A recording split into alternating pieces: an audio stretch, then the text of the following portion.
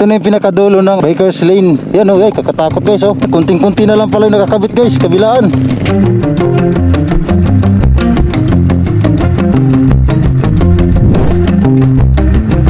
Sa nakarang episode ay pinuntahan natin ang ginagawang bypass road at tinatawag na Lubao, Guagua, Minalin at Santo Tomas dito sa bayan ng Pampanga.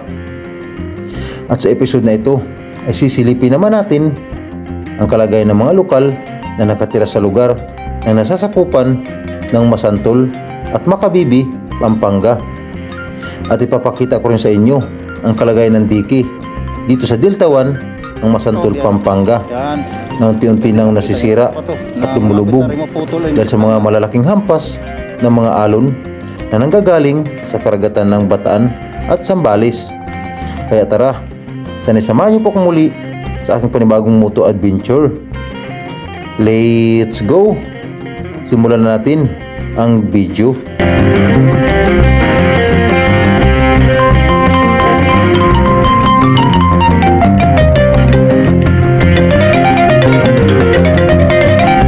So good morning guys, time check is 11:39. So andito tayo ngayon guys sa Provincial Road. Dito guys is pupunta natin yung na-vlog ni Idol Francie na naputol na daan dahil sa tubig dagat between Kalumpit, Bulacan at saka Masantol. Dito tayo ngayon sa kahabaan ng Provincial Road ng Kalumpit. Almost 40 minutes yung tatakbuhin natin, tapos 19 kilometers mula dito sa pinaghintuan natin bago natin marating yung Sapang Kawayan.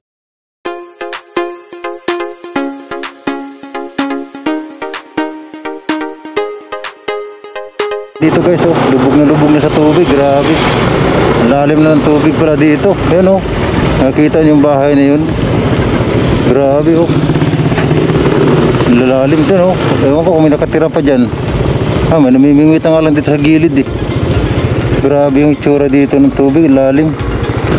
Boss, anong lugar to boss? Kalumpit ba to? Kalumpit? Okay, thank you. So part ng Kalumpit pa to guys itong area na dinaan natin, Provincial Road ng Kalumpit. So madadaan natin yung Habibi Municipality at saka Masantol. So let's go. Grabe yung tubig dito sobrang lalim na. Mga bahay makikita mo, lubog na lubog Mapapansin nyo guys, dito sa kabilaan namin, gilid napakaganda ng mga bahay, pero kita nyo naman yung nakakadismaya yung tubig. Halos lubog na yan, wala na pwedeng tumira, second floor na lang lumilitaw. Sayang yung mga bahay dito guys, napakaganda, ang lalaki pa naman.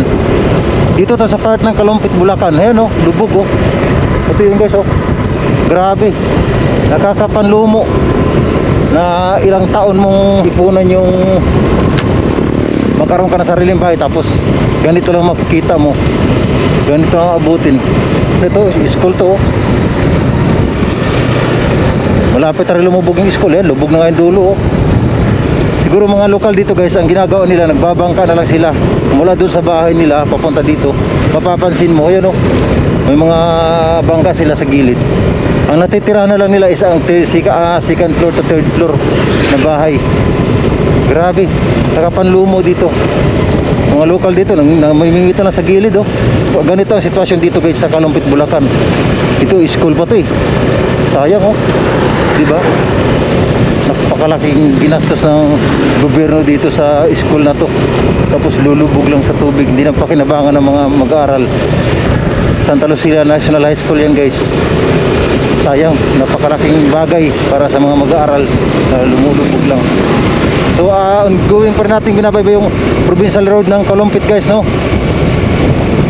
wala yung guys, papuntang Sapang Kawayan, Barangay San Jose. Dito guys yan, nandun diretso tayo, mali pala yung dinaan natin narong way tayo. Yan, 34 minutes 15 kilometers guys mula dito sa Barangay San Jose, Kalumpit, Bulacan. So tuloy-tuloy natin binabaybay yung kasada na to guys Welcome Barangay May 2 May 2. So dito May 2 natin check muna sa Google Map para sure tayo, sure. Grabe yung daan dito guys, grabe yung lubak. Yan o, binutas-butas lang tapos hindi na tinapos, di ba? Wala mo yan. Imbis na hindi sira yung daan, mukhang matagal na to eh. Pansin ko lang eh. At saka pansin ko dito guys, no, yung area na to napakababa na.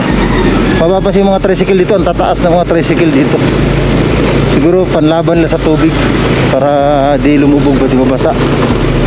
Lalo yung mga sakay yan, no, sinusundan natin taas. Kita mo na may bangka pa dito sa gilid, oh. Prepare pag may bagyo or lumaki yung tubig yan, oh. Diba guys? Grabe, tubig dagat nata to eh. Tubig tabang pa rin yan.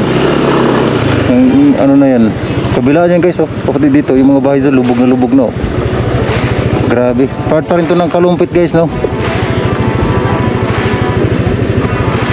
Kawawa yung mga tao dito, grabe.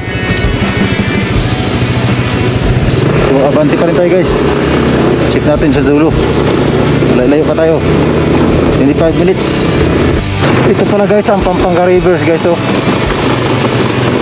Dinaan natin. Grabe, may tulay dito, oh. Ano kaya yung tulay ito? Ayun, oh, naghakot ng mga ano ito, pagkain, ang itik. Pagkain natin ito ng itik eh.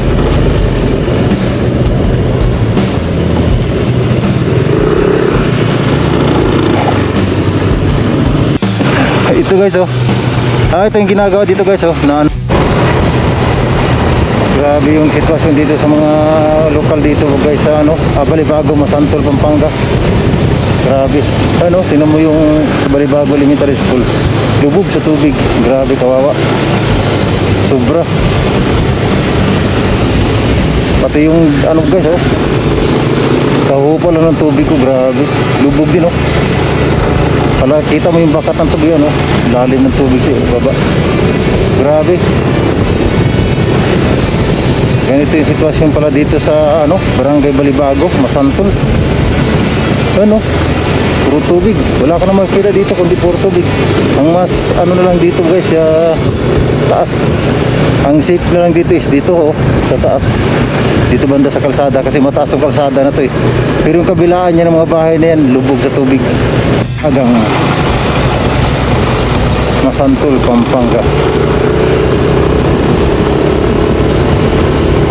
Ito pala yung lubig yung tubig dito. Sobrang nakakalungkot isipin na may mga ganitong lugar sa Pampanga na lubog, diba? Ang gaganda pa naman ng mga bahay dito. So time check is 12:47 guys, 15 minutes, 7.5 kilometers lang tayo para marating natin yung ano, Sapang Kawayan. Yun, kadulo na to guys, dito na yung kalsada. Kita natin dito, Sapang Kawayan. Ito yung dinadayo ng mga bagong spot na dinadayo ng ano, yung spot na dinadayo ng mga tao dito pag hapon at umaga. Kasi yung inabangan na dito guys, yung sunset at saka yung sunrise. Ang ganda daw dito tambayan na pag hapon. Hindi mo aliwalas.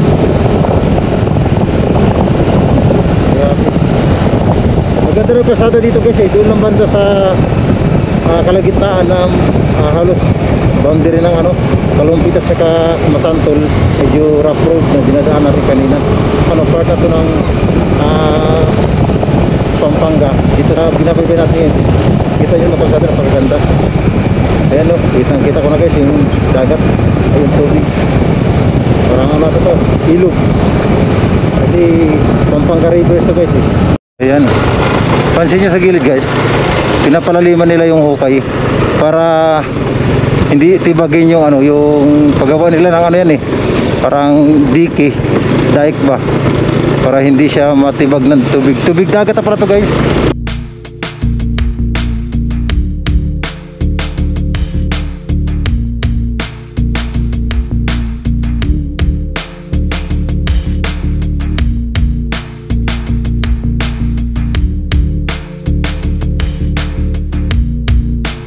Aroy, grabe guys, oh, palaisdaan na bawat gilid. Ayun, oh, yan, diretso tayo guys sa dulo. Titingnan natin dito pa gilid. Wow, ganda dito oh. Grabe. Ito yung inaano ni Idol Francie. Ganda dito ba yun guys? Grabe, solid. Kabit natin yung 360 natin.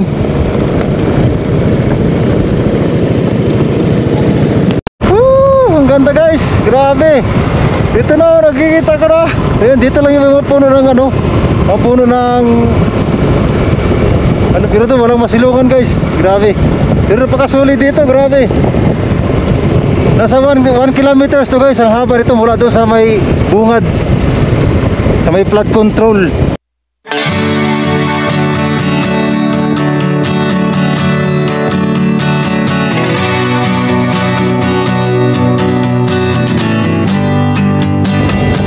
Ito yung biker lane dito guys, no? Pinuntahan natin. Napakaganda pala dito. Ang sarap dito magtambay pag hapon. Yan oh, ang dami ng uka-uka guys oh. Ito yung problema. Ang ganda nito dati siguro, pero tingnan mo, dahil sa tubig dagat, dahil sa malalaking alon, puro palesdaan yan guys oh. Diyan sa harap, kabilaan. Dito sa kabila wala pa. Pero dito malalaking ano, puro palesdaan. Grabe. Kalain mo, ganito pala dito sa ano, Masantol, Pampanga. Grabe guys. Sayang nga lang kasi puro kalat na lang yung ano. Ayun oh guys oh. Grabe oh. Oh, kakatakot. Ang lalim ng uka. Hindi ka pwedeng dumikit dyan guys. Baka biglang matibag yan eh. Bagsak tayo sa tubig yan. Grabe guys oh. Makikita nyo guys, ito na yung pinakadulo ng ano, Bikers Lane. Yan oh, ay, kakatakot guys oh. Oh. Ay, kunting-kunti na lang pala yung nakakabit guys, kabilaan. Dito. Ay, wala na, ang lalim. Grabe. Grabe guys, kakatakot. Ayoko nang tumuloy. Dito guys sa gilid, malaman pa siya pero dito hindi ko sure kung ano na to dito eh. Hindi natin kailangan to. Putol guys oh, kinain na ng dagat. Putol na, hanggang dito na yung kalsada. Samantalang sagad to hanggang doon sa dulo. Kita yun guys, dahil sa mga bagyo na dumadaan yan, ito na nangyari sa kalsada na to guys. Napakalaki sanang pakinabang to sa mga naghahakot ng mga ano, ng mga produkto mula doon sa bungad hanggang dito sa kabilang ibayo ba. Alam ko ito ano na to eh, bata na to eh. Yung pinakadulo na ng biker lanes ng Masantol, Pampanga. Grabe, puro kabilaan yan guys, ano, palaisdaan. Makita mo yan oh, nakatira na sila sa loob ng ano, may mga bahay na sa sarili dyan. Kita nyo naman, kahit mainit guys oh, andito tayo sa gitna, kalagitnaan. Sulo tayo, mag-isa lang tayo dito, pero kita nyo naman, sulit yung pinunta natin kahit napakalayo. Doon sa bungad ng MacArthur Highway, papasok na dito ng ano, ng Kalumpit, Bulacan, hanggang nakarating tayo dito sa Masantol, Pampanga. Ito yung pinupunta lang natin dito guys, para maipakita ko sa kung gaano kaganda dito. Ang ganda ng paligid dito. Napakasarap din magtambay pag hapon. Kaso nga lang malayo ito sa atin eh. Nasa 20 kilometers to mula lang doon sa MacArthur Highway ng ano, ng Kalumpit, Bulacan. Ang ganda dito guys, sarap. Ang nakakasakit lang kasi ng kalooban dito guys is yun nga, itong dating daan na napakaganda dito is ngayon wala na, kumpul-kumpul na lang oh. Dito na tayo guys, hindi na tayo makapunta doon, wala na eh, wala na tayong choice eh. Kaya ito, tingnan mo, pansinin nyo, unti-unti siyang kinakain hanggang sa patagal ng patagal hanggat dito na ayos. Maubos to guys, ito, maubos kasi doon sa bandang gilagitnaan, kinain na rin eh, nabutas na rin eh. Ilang months na lang siguro to, pag dinaanan pa itong isang bagyo, wala na to, sira na to lahat. Sayang di ba? Sayang, napakasarap pa naman, napakaganda dito tambayan. Ito lang yung nakakapanghinayang dito eh.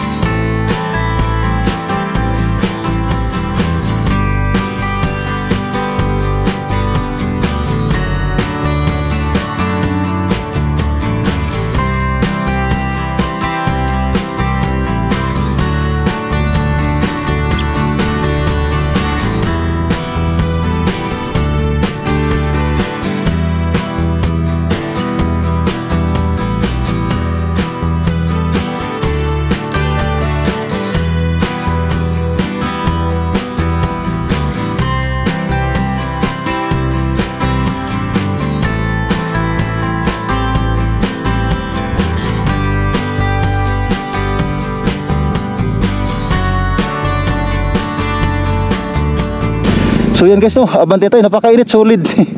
Alright, let's go. Dahil dito sa bandang gilid at sa kanan ko guys, is wala na tong laman. Awang na ilalim niya, kaya di ka pwedeng dumikit dyan. Dapat dito ka lang banda. Kagaya ito guys, oh, di ba? Ito yung sinasabi ko, kinain na. Oh, wala na. Kunti na lang nakakabit nito. Ito, hindi na magtatagal. Oh, di ba guys? Yan oh. Manipis lang naman yung asfalto na nakalagay pa naman dito. Yan guys, isa pa to guys, oh. Ayan, isa pa to, yan oh. Ayan. O diba, kita nyo, isa pa to na malapit na rin maputol yung gitna niya. Dito masarap magtambay dito paghapon. O kaso nga lang, kita nyo naman, ang dumi na. Naman banda sa bandang bungad guys, may mga puno ng kawayan doon. Ang makikita natin, mas marami doon magtatambay kasi malilim. Dito tayo guys.